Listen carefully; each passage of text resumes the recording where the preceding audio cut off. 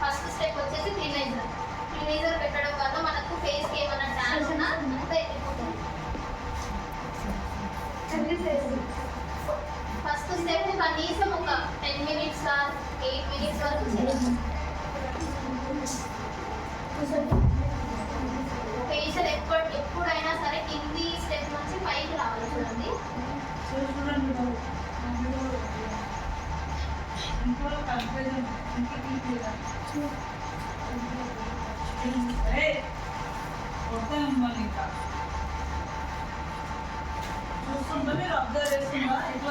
చేస్తున్నా ఎట్లా చేయాలి ఏంటి